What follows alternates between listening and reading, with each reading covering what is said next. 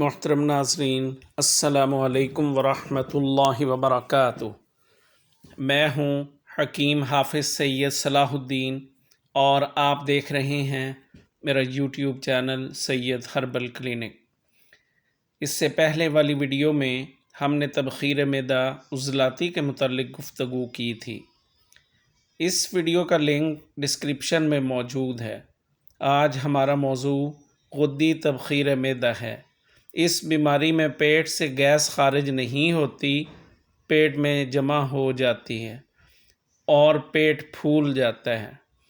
اگر پیٹ کو تھپ تھپایا جائے تو اس میں سے عجیب آواز پیدا ہوتی ہے۔ پیٹ کے پھول جانے کی وجہ سے حکماء نے اس کا نام استسقائے تبلی رکھا ہے۔ تبلی ڈھول کو کہتے ہیں۔ چونکہ یہ بہت زیادہ پھول جاتا ہے اس لیے اس کو ڈھول سے تشبیہ دی گئی ہے۔ گیس کی زیادتی بہت زیادہ پریشان کن ثابت ہوتی ہے۔ بعض دفعہ اس سے دل بھی گھبراتا ہے اور دماغ بھی متاثر ہو جاتا ہے۔ اس سے ڈکار بھی آتے ہیں اور بعض دفعہ ہچکی بھی شروع ہو جاتی ہے۔ یہ غدی عضلاتی یعنی گرم خشک مزاج میں ہوتی ہے۔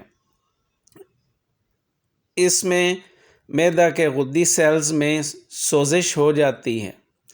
اس میں بھی پیٹ میں گیسز اکٹھی ہو جاتی ہیں اور اس کی سب سے بڑی پہچان یہ ہے کہ گلے، غذا کی نالی اور ہاتھ پاؤں میں جلن ہوتی ہے، پسینہ زیادہ آتا ہے، گرمی بہت زیادہ لگتی ہے۔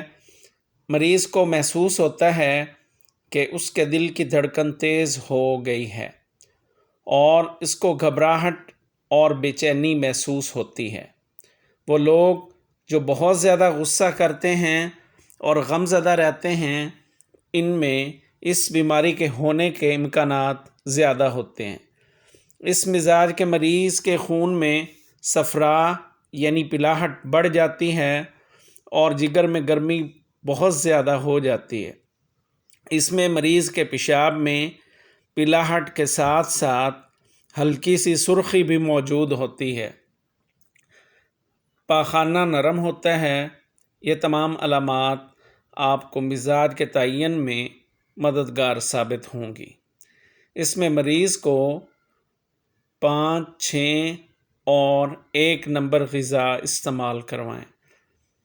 غذائی چارٹ کا لنک ڈسکرپشن میں موجود ہے۔ نسخہ نوٹ فرما لیں۔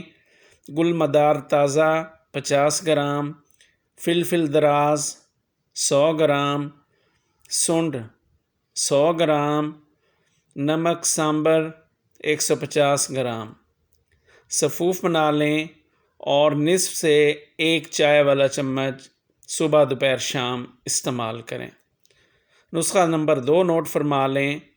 یہ نسخہ حکیم صابر ملتانی رحمۃ اللہ علیہ کا نسخہ ہے جو انہوں نے تبخیر معدہ کے لیے ترتیب دیا ہے۔ سیجی کھار 100 گرام، سہاگا 200 گرام، موٹی الائچی 400 گرام۔ اس کو اچھی طرح پیس کر سفوف بنا لیں اور نصف چائے والا چمچ صبح دوپہر شام پانی کے ساتھ استعمال کریں۔ آج کے لیے اتنا ہی۔ انشاءاللہ تعالی کسی نئی ویڈیو کے ساتھ آپ کی خدمت میں پھر حاضر ہوں گے۔ تب تک کے لیے اجازت۔ اللہ حافظ۔ السلام علیکم ورحمۃ اللہ وبرکاتہ۔